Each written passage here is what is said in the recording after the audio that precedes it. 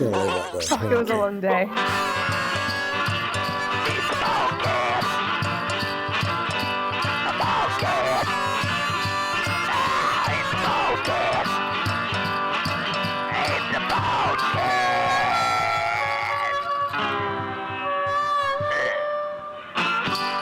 Welcome to the Boardcast. June, no. We are August. What's the date? 27th, 7th. which is the only reason we're saying the date. Which is technically meant to be mid-winter. Yeah, kind of still. peak snow season. I guess it's towards tapering a the little, off. but it's still meant to be Because cold. September 1st Is is spring. spring. Yeah. Yeah, but traditionally in Australian snow seasons, this would be a very good time to go. Mm-hmm. But on the 24th of August, the temperature decided to go up to like 12 degrees or something. There was a front that came in and then it wasn't cold enough to snow and it just Just rained. rained. So And now we have grass hills. yeah, so a lot of the resorts in Australia are now borderline as far as being able to be ridden is concerned, which brings us to one of tonight's topics probably, is like The closing, we didn't expect winter to end so abruptly. no, it's five weeks away from where we would normally expect a season to sort of pretty much end, which is late September. The mountains, The mountains don't technically shut till October long weekend. they're probably going to call it earlier. I think they'll be shut in a week. If this We'll forecast is correct, we'll there's see what going to be happens. quite a lot of rain over the next week or so. So sadly, by the time you're seeing this, which will probably be a week or two, it may be done. Yeah, no more spring riding. So I got a question for you. For me? Yeah. Yeah, go. The year is 2035. It's August 29th, whatever we're up to, 7th. What would you expect to be looking at, say, the top of Hotham or Perisher? 2035, so 11 years This from date, 11 years. now. Yeah. What would you expect there to be at the top of those hills? I don't want to say it because I own a snowboard business. But what are you, But my Like, gut feels, just gut instinct tells gut you what? instincts. Where did you say I'm standing? 2035. No, but where? Top of Hotham, top of Perisher, I don't care. I Top of reckon any of the Australian If resorts. I was standing at the top of the Village 8 at Perisher, there would be man-made front valley. Top of Eagle's Nest? Top of the hill? Nothing. Nothing. Maybe a little smidgen of... Here's the thing, I don't understand climate change that well. All I know is that, obviously, that the temperatures are rising, the ice caps are melting, and the weather is getting way more unpredictable. So I don't know if, I remember a couple of years ago where we had an amazing season. Maybe, I want to say 2008 to 2019. Yeah, it wasn't amazing, but there was some snow for sure. I Look, La Nina, El Nino has an effect, right? Yeah, for But- sure. Let's be fucking real, everybody. I'm not going to rant. This is not my rant for the night. There'll be a couple, don't worry. I'm sure I'm there's a fucking couple on one coming. at the moment. But let's be real. The long-range stuff at the start of the season, and we had this discussion, I don't know whether it's podcasted or broadcast what we were thinking. We're probably keeping our cards quite close to our chest. I remember saying in June, hey, the average temperature they're saying is 1.5 degrees higher for the whole of winter. 1.5 degrees is a tipping point for Australia. We'll get fuck all snow. Yeah. And I remember saying that clearly. I don't know if I put it out there publicly, but I definitely was having that conversation privately. And I've had many conversations this winter with people who just seem to want to say things like, it's all a cycle. You know who you are too. It's all a cycle. It's just cycles. The weather cycles. And I agree to a certain extent that the weather does cycle. But if the flatline temperature, say the baseline, temperature has risen by 1.5 degrees this winter, why wouldn't it be higher next winter? Or at least the same. I don't see how we're ever going to have a winter now where the temperatures drop. We're seeing global warming. I'm not sure why it got called climate change. It switched from global warming to climate change. Because it was more extreme weather patterns. Like we're getting way more. Okay, but that's a very good way for the governments and bullshit to hide the fact the planet's heating up. I think it was because there is a scale of intelligence and IQ among the human race, and the bottom half, I think, were misinterpreting climate change, like global warming. So they changed it to climate change because the climate is changing. What's the misinterpretation? The fucking globe that we live on, the rock that hurtles through space that we live on, is warming up because we've spat too much carbon into the atmosphere. Yes, but then... So let's call it climate change because there's going to be big winds and lots of rain. But like, no shit. For the general, like, when you say climate change, it can then encapsulate extreme storms and hurricanes and floods and storms and all of that shit. But it took away the key cause of climate change is global warming. And sadly for Australia, which is, look, if you go overseas and tell an American, I remember this clearly, the first time I went to the States, they were like, do you guys snowboard? We're like, yeah. Like, what do you mean? Where did you do? Like, how? There's no snow in Australia. They just think our country's a desert. They think we're a desert. And to be honest with you, we are. Yeah. The country's majority desert. So it was a finite system. It can't handle any warming. We're seeing the seasons deteriorate. This is 2 very bad ones in a row. This one's all-time bad. There was only one storm. And it was an unusual storm for weather watchers. Like, I love watching the weather. It came from a different angle. It came up. Instead of across from the Great Australian Bight, it sort of shot up the coast and in. It was a strange one that gave us that 80 centimetres. And that's all we've had. We had a couple of fucking centimetres of snow otherwise. Yeah, there hasn't been like a week of snow, little break, a week of snow. No. Like there hasn't been those like back-to-back kind of fronts that we are used to seeing. So I think we could probably safely guess La Nina, El Nino, regardless. You might get more or less snow depending on which system we're in. But the honest truth is it's unlikely to be consistently good into the future. Which is a real fucking problem because we're called boarders. Yeah. For those of you that don't know, we sell skateboards and snowboards. Do you think Vale, this just popped into my head, but do you think Vale would see the 3 resorts that they own in Australia as a strong enough cash flow to put money in to build the snowmaking up so that every mountain could be like, or every aspect of the mountain could be like Front Valley? Well, fully man-made. Where's the water coming from? Like they've got massive irrigation restrictions and all sorts of bullshit, as far as I know. Like they're not making snow right now. It's getting to -2-3 degrees at night. Sure, it's getting to 7 or 8 during the day, but they're not making snow. Why not? Because they don't give a fuck. Weird question. You probably don't know the answer to this, but does like a liter of water make like a meter of snow? Well, not a meter, but like a millimeter of precipitation makes a centimeter of snow. I don't know how it works with snowmaking, but natural snowfall, if it's 10 to 15 millimeters of precipitation, that's 10 to 15 centimeters of snow for some reason. Yeah, but snowmaking's different. It's wetter. They've surely put chemicals under in a microscope. It doesn't look like a snowflake. It's very different. And I don't think Vale Group or anyone else realistically can afford to invest unless the technology shifts to something better in massive snowmaking. Like if the fucking temperature's 10 degrees, it doesn't matter what they're making, it's going to melt.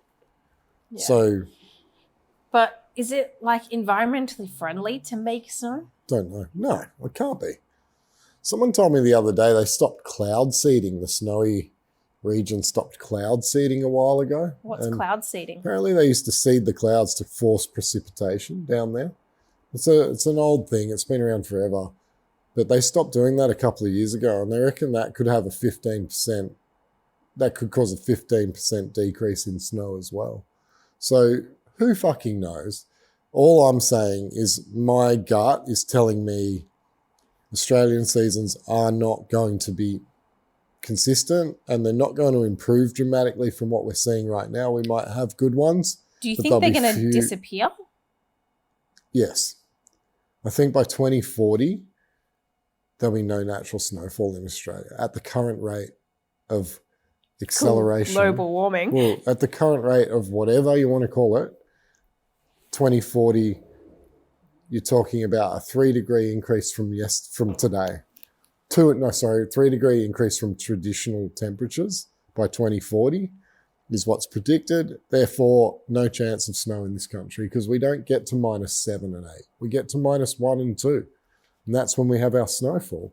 So at +1 or 2, that's not snow, it's rain. Yep. Yeah. So yeah, I'm seriously doubtful about snowboarding and skiing in this country moving forward. It fucking sucks because I'm a snowboarder. I'm also 53 in a few days and have had the best of it, and I shouldn't be too upset. But my business is built around at least decent Australian snow season. Your business and your future relied on half decent seasons. This is too extreme. Like last year was extremely average, but the economy was strong, so people were still buying. It wasn't good, but it wasn't a complete disaster. This season, from a business perspective, has been... From a weather perspective. From a weather perspective, which then translates to... business. What we can sell. We had a 3-week period where it was good. If we don't have 10 or 12 good weeks, we shouldn't be selling it. Yeah, it was also a late start. We had a fucking disaster. Tiny bit of snowfall, like super early, but it's like you're never going to be able to, that's not going to stick around, so that's irrelevant. So then the first big snowfall didn't come until what? Well after opening weekend. It was late June. Maybe early July. I know that opening weekend was Grass Hills. Yeah, it's the shortest season I can remember. Like in reality, it was not good. It had a 5-week period, 6-week period where the snow conditions were okay. Yeah. There was no fresh snow for most of it. I talked to one guy, a rep for one of the companies we do, and like he said something along the lines, last Sunday was one of the best days I've ever had in Australia. And it was like the day after that 80 centimetres. Cool, man. One fucking day. One day does not make a season. It basically creates a disaster. Yeah. I remember years ago, probably in the 2016, 17, 18 period, where you and I used to just like the moment we saw snow coming, race down to Jindy. Just to do a day. Yeah, just do a day or two riding, get that snow, come back. And I remember there was a season. 5 or 6 times. Yeah. We were like storm chasing that season. Yeah. And we got down at least 6 times. So how many storms were there this season? Yeah, one. Yeah, that's a scary statistic. And let's say it's La Nina, El Nino alternate, and one of the two gives you 5 or 6 storms and one gives you 1. Well, those weather patterns can stay in place for years. So you could have back to back bad seasons based on which weather pattern you're at. And that's a disaster. I don't know. Look, the positive side of all this is I don't fucking know. Like I'm sitting here kind of going, how do you bring this back up and make it sound good? Well, man, I mean, given an option to do what we do and continue to sell what we love, realistically, we have to change how we're doing it. Yes, we do. And because that's it's just no longer viable. No, but there is still on the shop floor, there is still customers coming in going, oh, I'm going down anyway because I love it. Or I'm like that guy, I'm chasing that storm. So there are people out there like you and I who just will go to any length possible to get on a board and 100%, snowboard. but they're not you can't get on a grass hill. No, you can't. And that's the terrifying future if we don't. They're building I don't think we can't do shit about it. That's the reality, right? They're building an indoor park. Yeah. That's sick. Out at Penrith, apparently, yeah, which is snowboarding. Almost as far as Jindabyne. Yeah. yeah. It fucking is. Yeah, with 6 hours with traffic. No. It's being built in Sydney. We live in Sydney. We're on the northern beaches of Sydney. They're building the indoor snow dome or whatever the fuck it's going to be at Penrith. Penrith to Sydney, Penrith to the northern beaches on a bad traffic day is easy 2 hours. Easy 2, maybe worse. Penrith is at the bottom of the mountains. Yeah, the base of the Blue Mountains. Yeah. Yeah, spot on. It's a fucking drive. Yeah.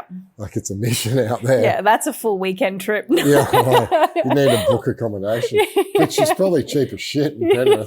It's not known for its expensive housing or anything. It's one of the cheapest places in Sydney to live, I would imagine. It's fucking out there. It's past Parramatta. It's just keep going.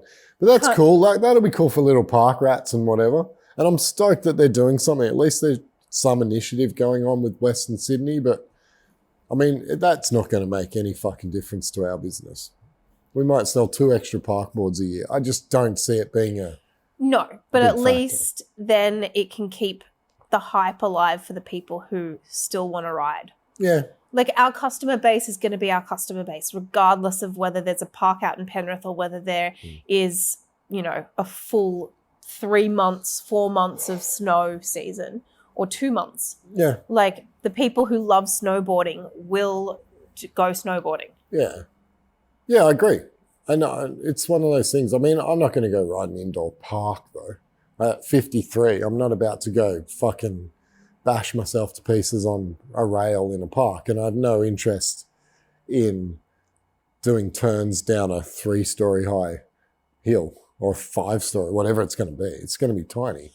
So I have no fucking interest in that. So for me as a customer, a consumer, if I'm on the other side of this camera or whatever, and I'm walking into a snowboard shop, the only way you're getting me now is based on Northern Hemisphere. Yeah. And it might fucking get worse too. It might. Yeah. Japan's a long, long, long way. 21 meters of snow is a lot different to the 2 that we get here. And minus 15 is a lot different to minus 2 and 3. So unlikely that we're going to have any real problems in the Northern Hemisphere, Canada, Japan, places like that for a long, long time yet. Yeah. But I think that indoor facility is going to be huge for the entry level market. Yeah, putting people on boards for the first time. Imagine where you can go, right, I'm going to go down to Perisher for a week. And if I'm going to pay that money and that accommodation and that, I don't want to spend all that time on my ass. So they can go up there, do a couple of days beforehand, sure, get turning down, learning positives. it, and then go down to Perisher. No negatives to what they're doing in Penrith. Just doesn't help me. I'm being selfish. It doesn't help me in any way, shape, or form. Might help the business a little bit, and it's a very good idea for punters and beginners and whatever. Okay, well, I'm going to also, it doesn't really matter because all you want to do is go snowboarding in Japan. Yeah, it's true. I don't give a fuck. I don't want to ride hardpack. I don't even want to ride hardpack. I just want to ride fresh snow. So I've got to go where the snow is. And that's the reality. Anyway, the weather's a mess. So that leads me to my rant. You want my rant? I'll tell you my rant. We got this last weekend, we got a Google review that is so damaging and so wrong, it kind of blew me away. Can I just also reference that this was a personal Google review left as a review in response to Al's service. Yeah. for a tune on a snowboard. Yeah. So I tuned a snowboard. I remember the whole thing. Like I remember boards better than people. When a board comes in, I can identify when it was bought and the whole bit. I get used to seeing the same boards, whatever. Anyway, young lady dropped the board off a week ago. This is all in hindsight. A week ago, Burton board, it was a rocker thing, full rocker, like pretty old, 5, maybe 9, 10 years old. So full rocker before they even put any kind of wave in the edge, like a proper park beginner board. Tuned it. It was covered in rust. It got tuned. It got waxed. It got sent out. The phone call that followed was from the young lady calling the shop on a Saturday morning. First, it was probably about 10 o'clock, I think, 10:30. And the phone call went something like this. Hi, Boarders. How are you going? What can I do for you? The other end of the phone, I'm in Perisher and I can't get down the hill.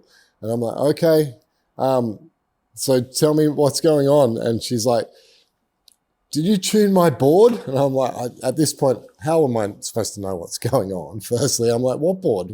Who are you? Like, and she described her board, and I was like, did you pick it up? Did you pay for it? And she's like, yeah.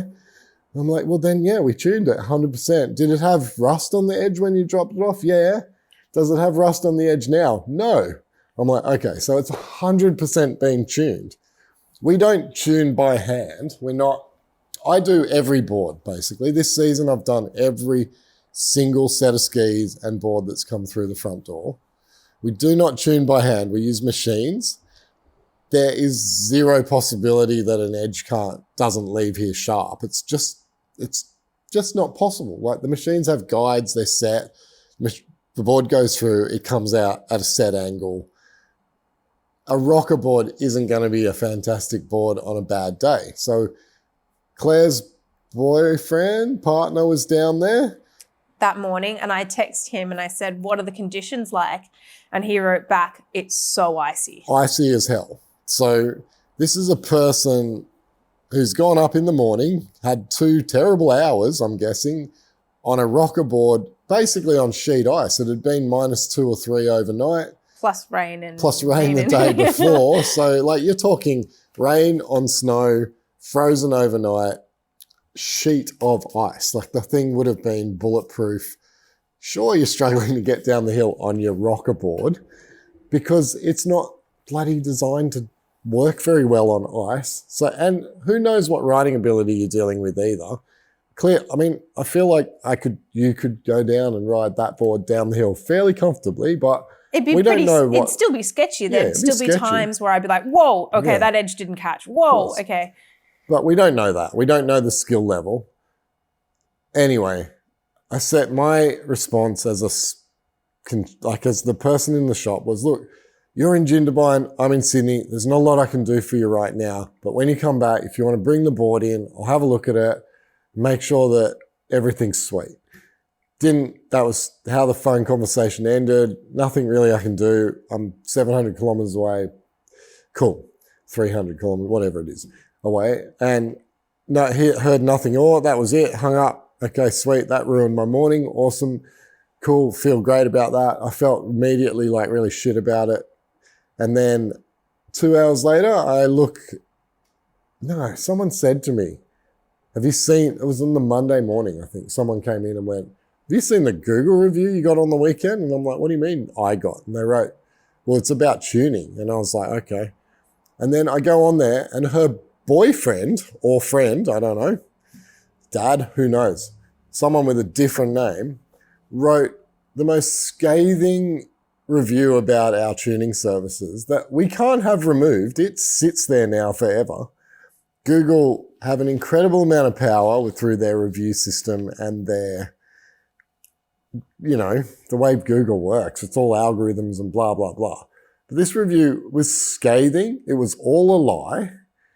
It actually promoted someone else's business by saying, I took it down to somewhere, had lunch, went back out, and everything was fine. She got it tuned at lunchtime. Yeah. So follow-up message would have been great to have got, but we don't need it because we saw the temperature that day. It went from -3 overnight to +8, 9, 10 degrees. So guess what's happening at lunchtime? The fucking snow's turning to slush. Guess what's super easy to ride on a rocker board in the afternoon? Slush. So the weather ruined her day, and she leaves a Google review that can potentially ruin our tuning business for the next however many years that thing sits there. There's a real imbalance of power going on with Google reviews. A good Google review gets you some business. A bad one can actually ruin your business. Yeah, definitely. And it's fucking wrong. And the fact that we've got a marketing department and they're like, you need to focus on Google reviews. We need to get that higher. People take this as good advice because it's the general public and anyone can leave one. And so we have to put in effort to make sure that we've got Google reviews. I've gotten little things to put in the shop and, have to do that awkward thing of if someone goes, oh, amazing, thank you so much for all of your service. You've been amazing, da-da-da. I have to do the awkward thing of well, if you're really happy, leave us a Google review. Yeah, and it's so super fucking, uncomfortable. I feel like I work in fucking McDonald's and it's so fucking cringe. Anyway. I don't want to have to ask for someone's fucking digital approval of our business. So if you guys want to help us out, there's 180 something subscribers on one platform and fucking I don't know how many on the other. Yeah. Leave us all a fucking amazing Google review. Just and anything. Put anything on there to bury this fucking bitch's Google review. We can't delete the review. The only way that we can do that is counterbalance it with good reviews so it goes further down. So if you're feeling generous, jump on to Google and chuck a really good review, especially if we've tuned your boards or skis over the years and done a good job, which I feel I pride myself on doing. I've tuned 700-800 boards and skis this year. Has killed himself this season and fucking every season. If you follow my personal Instagram, I post a lot of the real shit that I work on. And I still make them go out looking good. This year, there's been a lot of old boards that have been pulled out of the garage. Older than you. Yeah. And you're not young anymore. I know. It's nuts, man. So, Yeah. It's, it just kind of feels like there's so many fucking hurdles to jump over being business owners. And that's one we shouldn't have to, though. We shouldn't have to fight someone lying. I get the fact that Google reviews are there and all reviews and feedback are there for a reason and they do serve a purpose for sure. But to blame your hard work instead of the weather just seems unfair. It is unfair. It's fucked. I feel like shit over it. It's upset me so much. It fully rocked you that day. Yeah. You were like, fuck, have I not tuned her board? I swear I did. Well, I did because I asked her if I had rust on it and she said yes. And then she said it's not there now. Well, then I fucking tuned it. Yeah. Anyway, look, it is what it is. It sucks. Google has too much power, I guess. No, I think it does. What if we decided... What if we were assholes and we started writing bad Google reviews about, say, Balmoral? I think Google is providing a service and this is not, I think at least as business owners, Google should give us the permission to remove reviews if we can counteract it, like eBay does.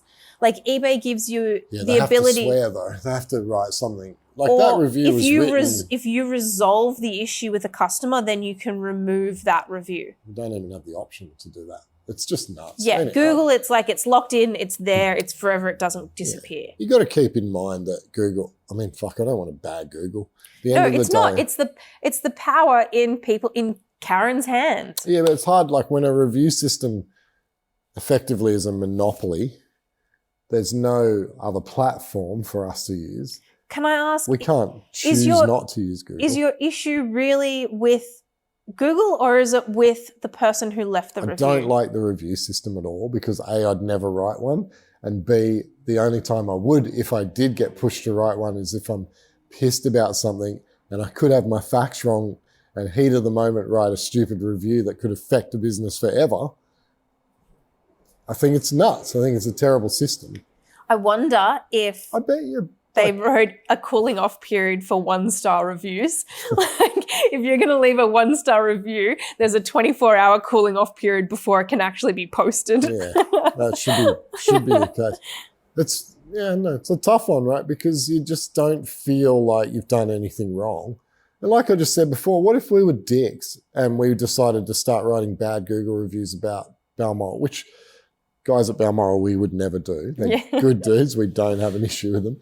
But what if we were dicks and we wanted to do that? We could hurt their business.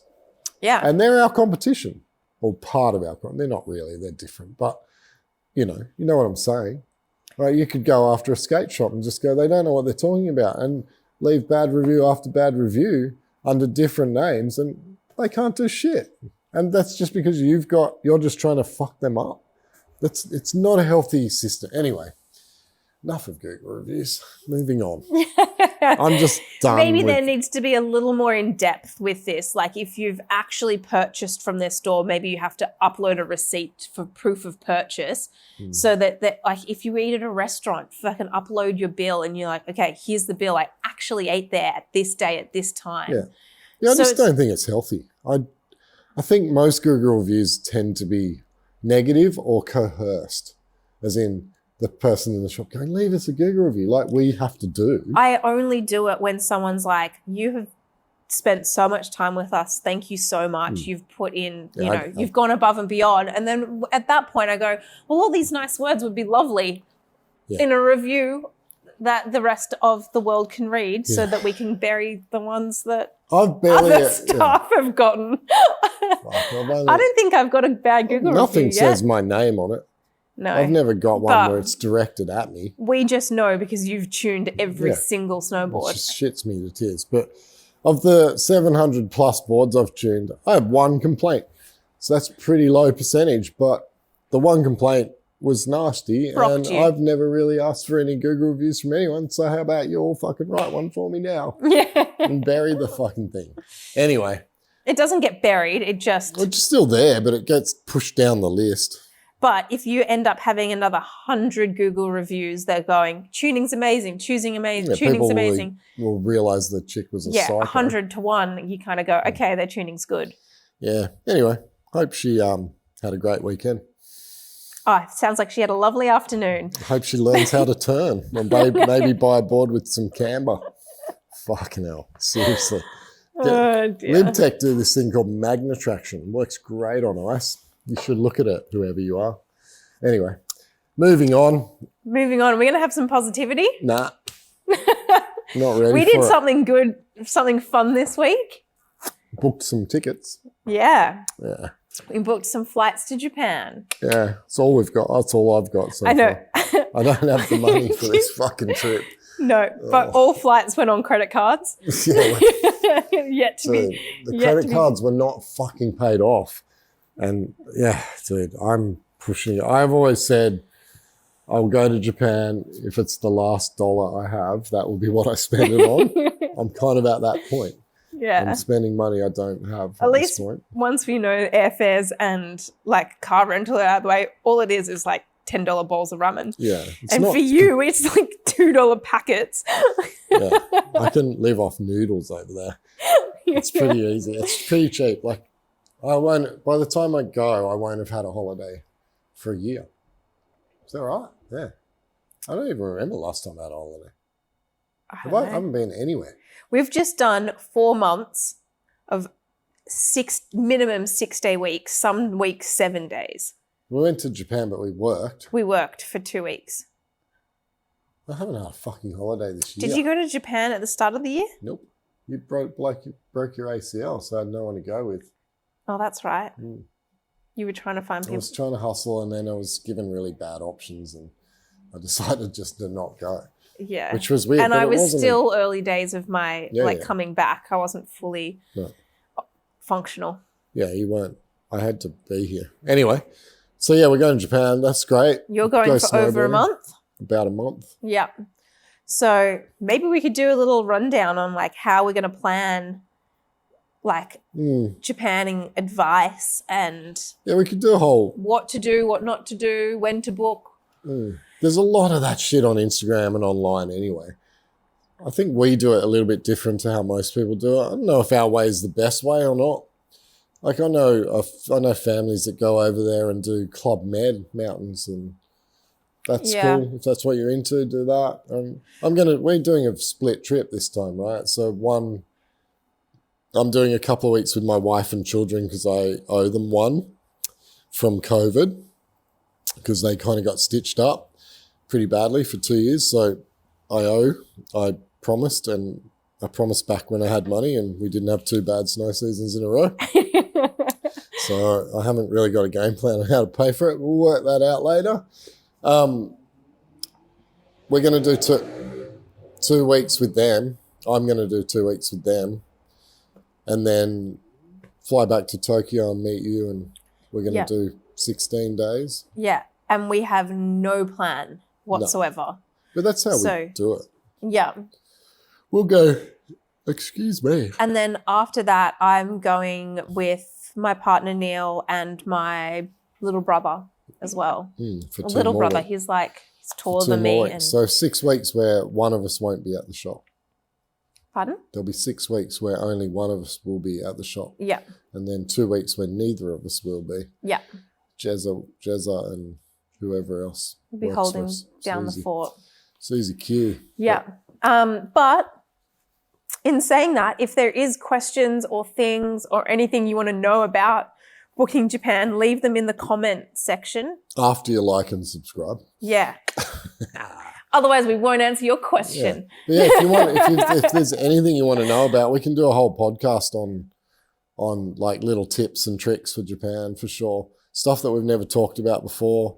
We've got heaps of places like we like to recommend for accommodation. I know I've got Backcountry Lodge in Hakuba that I've always recommended if you're looking for like a real Japanese feel lodge. There's one in Miyoko. Yeah, I'm going back to it again. We stayed there and it is incredible. And I'm going back and I'm very, very happy. It's Forest Lodge, right? Miyoko Forest Lodge. The couple who run it's amazing. Heaps of info we can give out. I stayed there with you year before last. Yeah. And that was a beautiful lodge. She is a chef and her cooking is incredible. Yeah, and he is an ex-tree lopper. Yeah, he does tours and stuff like that as well. Yeah, and I think he'll take you out the back. Yeah. And show you stuff, like really cool. And they do breakfast included, and then you option to pay for dinner. And we had the dinners there. That was incredible. Yeah, it was like barbecued. No, what that was Japanese whiskey too. I remember that was the start of my whole Japanese whiskey adventure now, which is now European whiskey and Australian, every other whiskey. But yeah, they're from Newcastle, I think, originally. I know, lovely couple, really worth going to check out. Yeah, both Australian, and they're doing that in Japan. Yeah, Miyoko Forest Lodge, but we're going to have a code for you. Yes, we'll have a code. To get you a deal on that place soon, so hold out. We'll talk about it more later. Where else? Oh, man, what about the convention center at Rizutsu? We can do That's a whole one of the segment. Great places to ever go with your kids. Yeah. That would be fucking amazing. We went and we turned into little kids. Yeah. Alcoholic little kids. Yeah, a couple of strongs and you'll have an amazing time in the wave pool. Yeah, that was the pandemic, right? That was and I couldn't get the doors shut in the changing rooms. I went in afterwards and there's like a middle cubicle and it's got a door afterwards, that was before you were trying to change. No, it was after. I was so drunk. And it was like, it's like a big communal changing room. Because you were in there, and there was other one next door, and there was listening to this. Oh, you're going to one end of the change room, and I'm like, "What was that?" And I'm trying to shut the door, and then you go to the other end of the change room because it was like, and you'd slam that one shut, and the other door would open. And I'm next door, like couldn't see shit, but it fucking sounded hilarious. All I could just hear was you laughing, so I didn't know where you were. Myself. And a little Japanese girl was trying to help me, and she was laughing so hard at me that she couldn't help me. Right. But the cubicle was like 3 meters long, maybe. And there 2 was like meters long, 2 but meters. yeah, it was fucking. And every time the gust of wind or the like, was one door was firing the other one open because of the motion or the It was whatever. pretty funny. And if you just did it slowly and calmly, though, you I would was get so it drunk shot. I wasn't slow or calm. It was pretty funny.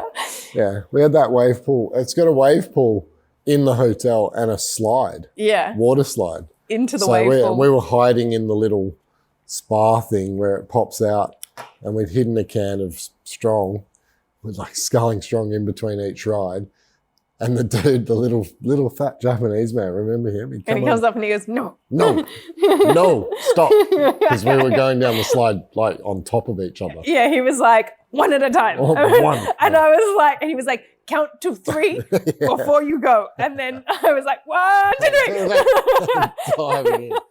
Yeah, it was pretty funny. We were coming out in a tangled tangle of arms and legs. It was pretty funny. Yeah, it was a good night. That was the same night you shoved my head in a dryer. Oh, yeah. We won't talk about that. I had one too many Strongs. Oh, no. One too many Strongs. No, that was we didn't ride that day No, because it was sunny or something.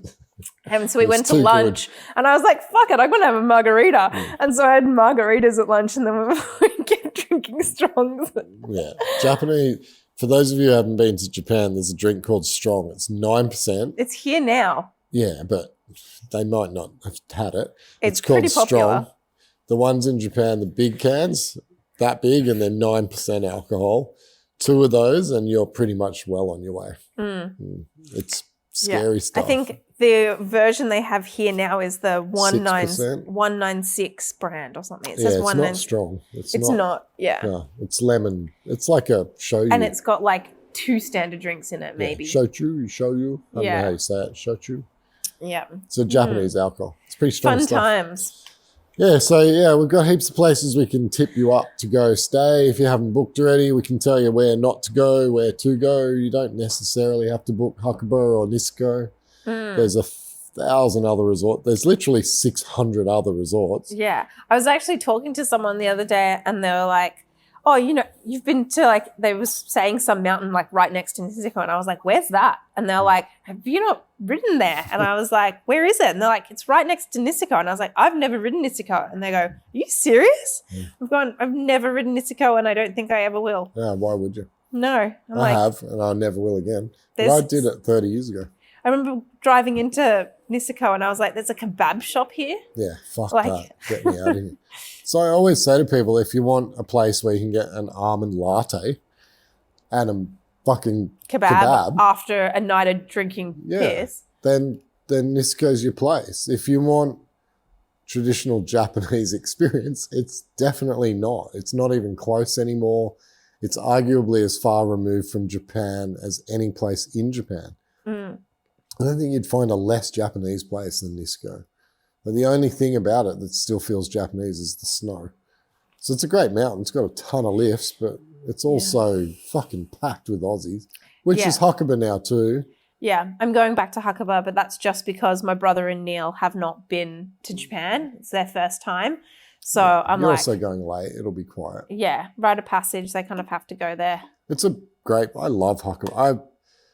I could never hate Hakuba.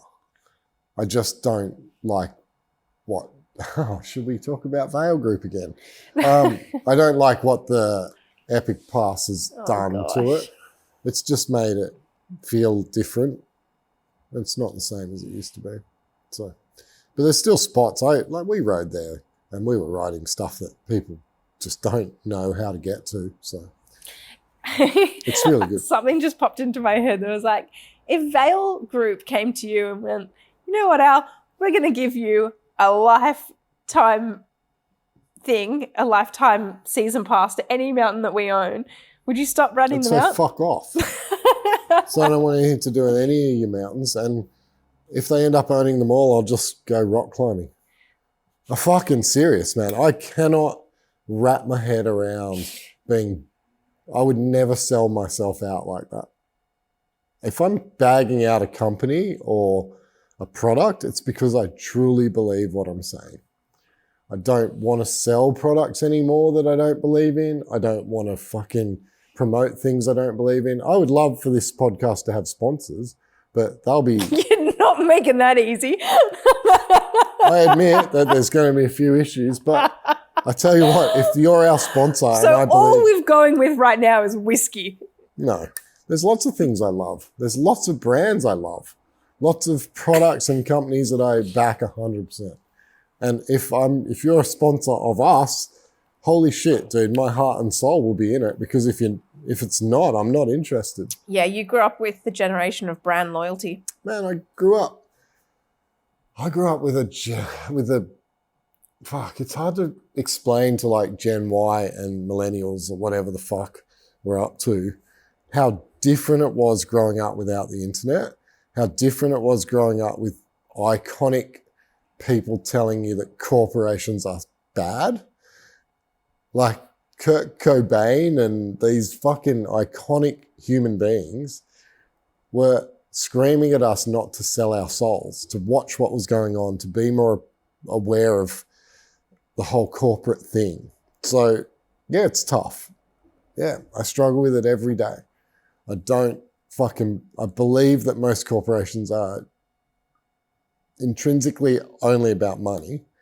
They want more and more. They're a business at the end of the day. They're never happy. They just want to grow and grow and grow. And I feel like to a certain extent, you can tie this back to what happened with skateboarding and what's happening with snowboarding, is that there's this desire to have non-stop profit and keep growing and growing and growing. It's not fucking realistic. Mm-hmm. And the snow industry, like Australia, man, where's cheaper on the planet right now to buy a snowboard than Australia? You can buy a 2025 public board in Australia for less than my wholesale, because there's certain retailers that think that's okay. There's incredible amount of brands out there available right now for wholesale. Mm-hmm. And they're 2025 boards. The US hasn't seen them, and they're being sold at Australian wholesale pricing. So if you're in America and you're able to buy off that wholesaler in Australia, off that shop, that's fucking so dirt cheap for someone in the States to buy. I saw a 2025 model board that was supposed to be in Australia $899 retail being sold for $510, something like that, Australian dollars. So if you're in the States, that's $300. It's crazy. And shipping won't be more than $150. So $450. No, shipping that's $150 Australian. Yeah, $150 Australian. So $400 US, you can get a 2025 model snowboard that I know will retail over there for more like $700. Well, how the fuck did Australia become the cheapest place to buy a snowboard? It used to be the most expensive.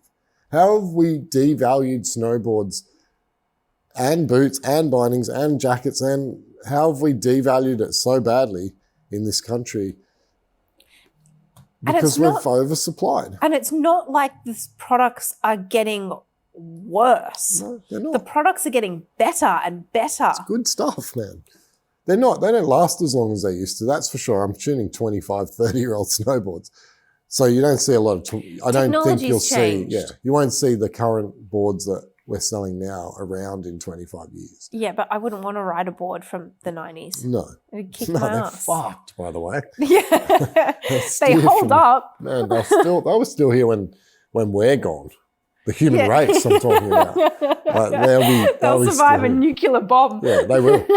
They're the cockroaches of snowboarding, the original boards. They're pretty fucking bad. But yeah, I mean, it's very weird. It's just a very weird situation. Like, skateboards haven't done that. I think skateboarding will save itself. I've got this feeling that skateboarding understands how to save itself. It'll take a minute, but the pricing hasn't become, like, it's gone the other way, if anything, with skateboarding. It's more expensive now than it's ever been. But snowboarding, God, it's cheap, man. Like, there's powder boards down there ready for Japan for $700, and if they had a certain, like, if you were to go buy a brand new Burton powder board, I've got shit I think is better that'll be $400 or $500 less. That's crazy. That's a very different thing. There's some brands are just crazy cheap because the supply's been so overdone in the last couple of years that the prices have come down. And shops are just dumping stock. Like fucking Trojan guys, man, they're dumping stock like crazy right now. So they massively overbought, obviously. And I think as an industry, we've all got to get a bit smarter. Yeah, it's hard. I feel like we are at like the mercy of the consumer. So if the consumer walks in and goes, oh, whoa, that's expensive, we're like, oh, fuck, we have to drop all our prices. And it's like, well, no, you don't. This is the true value of the product. It is a good product. It is that price for a reason. Yeah, good luck with that. But I know. yeah, but it's just become this is the thing. Like, this is why those shops that go crazy discounts, you're like, you're just devaluing everyone's stock. Yeah, we've killed ourselves with the brand I mentioned before, Public, right? 45% off. There was a store selling it for 45% off. We were asked on 6 or 7 occasions to price match. At 45% off, we were losing money. Not a little bit of money. We were losing a solid chunk of money on every board. So we were saying no. We're now stuck with all those fucking boards. I will never get rid of them. So how does that shop make money? I don't know. I don't know what the fuck they were doing. I called them out a few weeks ago on the Raw Truth podcast. If they're having to ship out the board. Yep. They're losing a fucking fortune. And pay rent and pay wages and turn the lights on their building. They're losing a shit ton of money on that product. So whether they're using it as a loss leader to get people to shop with them just to try and get a big piece of the market, or whether they're just straight fucking idiots, I don't know. It's hard to tell. They still have brands in that store like Burton, Capita, Jones. Like they've got big fucking brands in that store. There's a lot of brands that have pulled out of there. LibTech have pulled out. Salomon have pulled out. There's good brands that have pulled out and worked out how to pull out. There's other brands that just haven't. So maybe they were using Public as a way to get more people to their website in the hope that they'd buy a Burton that they only had at 20% off or a Capita that they only had at 20% off. To be honest though, even at 20% off, once you ship the thing, if you ship it to Perth, man, you're not making much money. You're making a fucking little bit, but you're not making much. So interesting business model. I hope it fucking doesn't work. We all need that sort of business model to fuck off. Yeah, we're not JB Hi-Fi. No, we're fucked. As an industry, it's too small. There's not enough participants. It's not a big enough industry to have players that are working on volume and volume only. Well, what do we pride ourselves on? What do you pride yourself on when you're on that shop floor? Customer service. And knowledge. Yeah. Right? Those fuckers, they're not playing that game. Going back to the Google reviews, I have heard multiple customers come into our shop and tell me that the service that they got at that shop was horrendous. Oh, absolutely. I've sold tons of stuff based on that. And I've heard that. And I'm like, so that shop there putting all their stuff on sale is forcing us to either not sell stock or price match.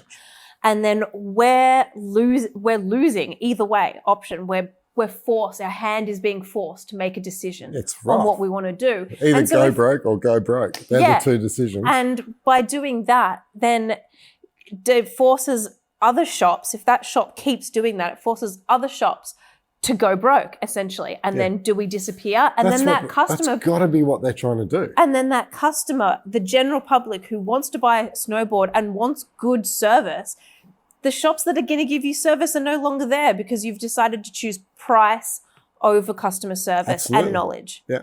So here's a question.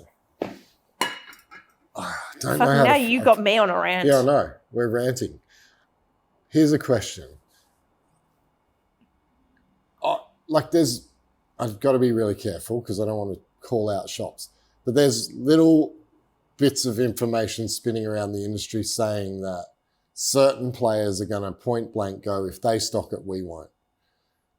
We have to be one of them moving forward. I don't give a fuck what brand it is. If they're in there, we can't stock it. That isn't as big a problem for us because we don't stock Capita, Burton anyway, but we definitely stock Jones and Nidecker and Public and all these other brands. We have to draw a line in the sand and simply go, if the brands are in that shop, we can't stock it. Because every single brand that they have, we lose 20% on immediately because they don't sell anything for full price. Full price. Ever.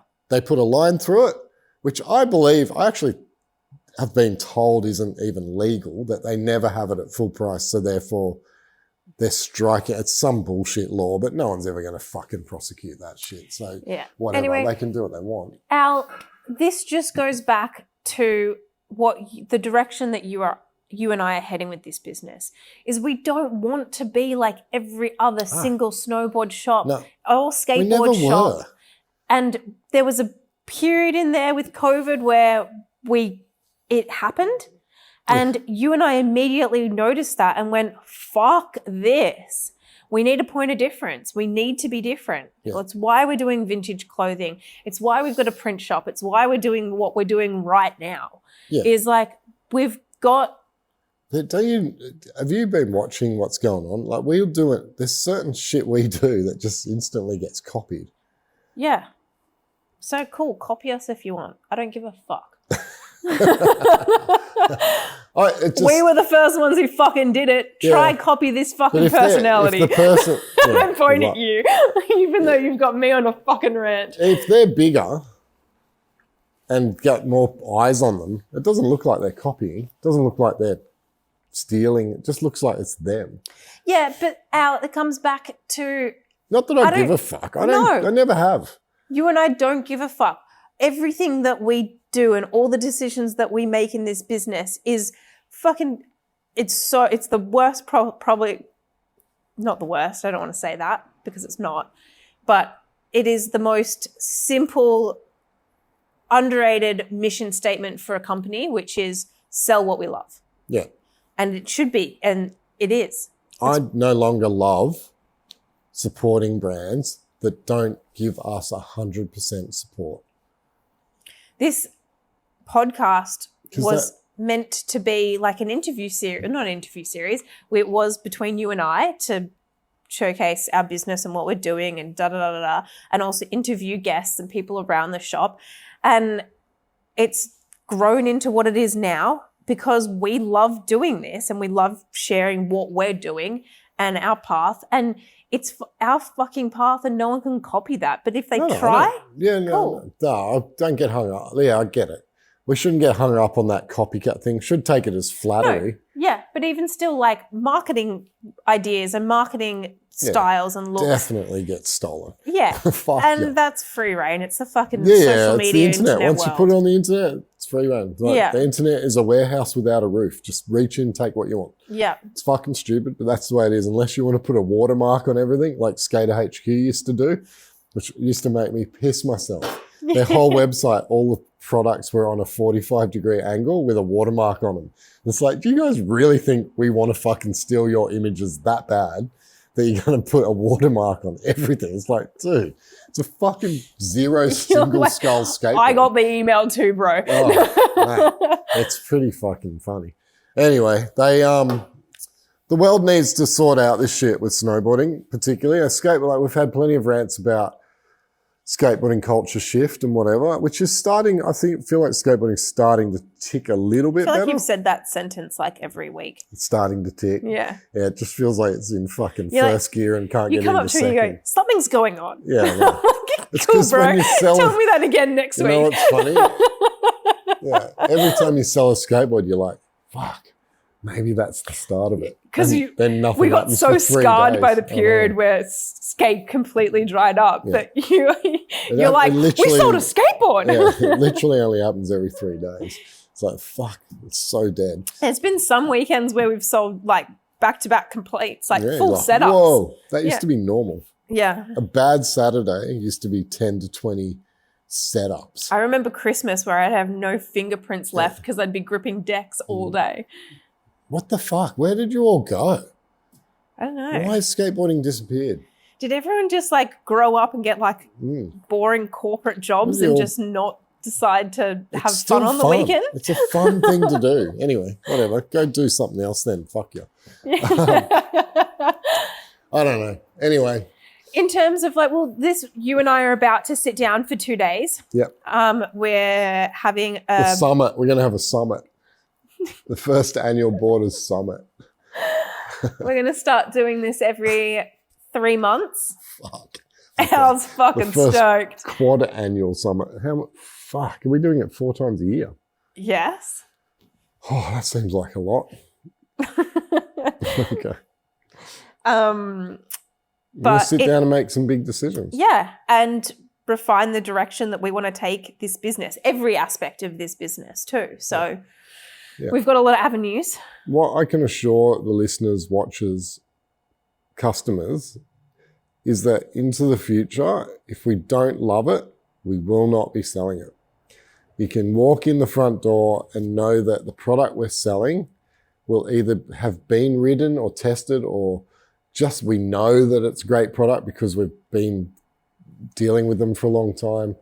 But no more undervalued, overpriced product. I'd rather end up with one brand than 10 brands that are overpriced.